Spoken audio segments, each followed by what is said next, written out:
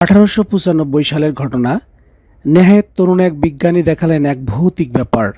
সেই বিচিত্র কাণ্ড দেখার জন্য ঘর সেদিন ছিল লোকে লোকারণ্য। তরুণ বিজ্ঞানী তার সামনে বিচিত্র কী সব যন্ত্রপাতি নিয়ে ডায়াসে দাঁড়িয়ে বক্তৃতা দিচ্ছিলেন। আর সেই বক্তৃতা দিতে দিতেই ঘটল সেই আশ্চর্য কাণ্ডটি।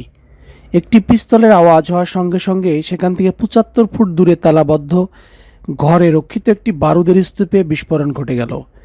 পিস্তলের আওয়াজের সাথে বন্ধ ঘরের বারুদ স্তূপের কোনো যোগাযোগই ছিল না। তাহলে এটা কেমন করে হলো? সকলেই তো অবাক। কিন্তু খানিক পরেই সেই তরুণ বিজ্ঞানী নিজেই বুঝিয়ে দিলেন আসল ব্যাপারখানা কী ছিল। বলছি বিজ্ঞানী জগদীশচন্দ্র বসুর কথা। তিনি একাধারে পদার্থ বিজ্ঞান এবং উদ্ভিদবিদ্যা অসামান্য অবদান রেখে নিজের নাম শুধু বাঙালির ইতিহাসে নয়, পৃথিবীর ইতিহাসে স্বর্ণাক্ষরে লিখে গেছেন। জগদীশচন্দ্র বসু 1858 সালের 30শে নভেম্বর ঢাকার অদূরে বিক্রমপুরের রাড়ীখাল গ্রামে জন্মগ্রহণ করেন। তার শিক্ষা জীবন শুরু হয় ফরিদপুরের একটি স্কুলে। এরপর 11 বছর বয়সে তিনি কলকাতায় চলে যান এবং সেখানে Saint Xavier's School and College থেকে 1875 সালে এন্ট্রান্স পাশ করেন। 1879 সালে বিজ্ঞানে স্নাতক ডিগ্রি লাভ করে ইংল্যান্ডে চলে যান। ইংল্যান্ডের কেমব্রিজ বিশ্ববিদ্যালয় থেকে বিজ্ঞান বিষয়ে বিএ পাশ করেন।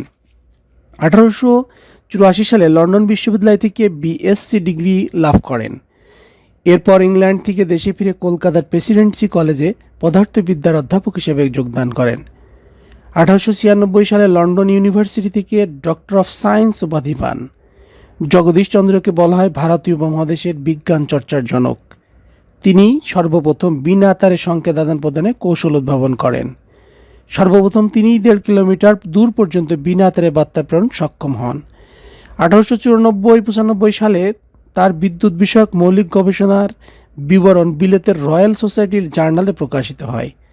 আধুনিক পদার্থবিজ্ঞানের অত্যন্ত দুরূহ বিষয়ে তার আবিষ্কার নিয়ে ইংল্যান্ডের বক্তৃতা দিয়ে বিশ্বখ্যাত বহু বিজ্ঞানীকে চমকে দিয়েছিলেন জগদীশচন্দ্র বসু। লন্ডনের ডেইলি এক্সপ্রেস পত্রিকা তাকে গ্যালিলিও লিংটনের সমকক্ষ বিজ্ঞানী স্বীকৃতি দিয়েছিল। কিন্তু পদার্থবিজ্ঞানে এমন অসাধারণ অবদান সত্ত্বেও জগদীশচন্দ্র বসু সারা বিশ্বে খ্যাতি লাভ করেছিলেন একজন উদ্ভিদ বিজ্ঞানী হিসেবে। জগদীশচন্দ্র বসু তার উদ্ভাবিত রিসনেট রেকর্ডার যন্ত্রের সাহায্যে প্রমাণ করেন যে পৃথিবীর যাবতীয় প্রাণী, বৃক্ষলতা এবং চেতনাশূন্য পদার্থসমূহ পরস্পর বিচ্ছিন্ন ও আলাদা হলেও তারা এক অদৃশ্য সূত্রে গাঁথা এবং একই নিয়মে পরিচালিত। বিশেষ করে বৃক্ষ জীবন ও মানব জীবনের উপর শক্তির ক্রিয়ার কোনো পার্থক্য নেই। এদের সকলের স্পন্দনলিপি একই। রিসনেট রেকর্ডার যন্ত্রের সাহায্যে বৃক্ষের বিবিধ স্পন্দন লিপিবদ্ধ হয় এবং উদ্ভিদের বৃদ্ধির পরিমাণ ও মুহূর্তে নির্ণয় করা যায়। 1920 সালে তিনি রয়্যাল সোসাইটির ফেলো নির্বাচিত হন। 1927 সালে নির্বাচিত হন ভারতীয় বিজ্ঞান কংগ্রেসের সভাপতি। 1935 সালে তাকে ঢাকা বিশ্ববিদ্যালয় থেকে ডিএসসি ডিগ্রি প্রদান করা হয়। মনীষী রোমারোলার ভাষায় জগদীশচন্দ্র হলেন রিভেলার অফ এ নিউ ওয়ার্ল্ড।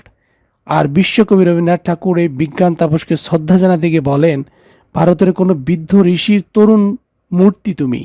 এই মহান তাপস জগদীশচন্দ্র 1937 সালের 24 নভেম্বর পশ্চিমবঙ্গের ছোট নাগপুরে মৃত্যুবরণ করেন। জগদীশচন্দ্র শুধু যে একজন বিজ্ঞানী ছিলেন তা নয়, একান্ত সংগোপনে তার মধ্যে লুকিয়েছিল একটি সুন্দর কবি মনও। তার বিজ্ঞান বিষয়ক বাংলা ভাষায় রচিত গ্রন্থ অব্যক্ত বাংলা সাহিত্যে একটি বিশিষ্ট সংযোজন। বন্ধুরা, জগদীশচন্দ্র সম্পর্কে আজকে এ পর্যন্তই। কথা হবে নতুন কোনো ভিডিওতে। সে পর্যন্ত সবাই ভালো থাকবেন। সবার জন্য শুভকামনা। আসসালামু আলাইকুম।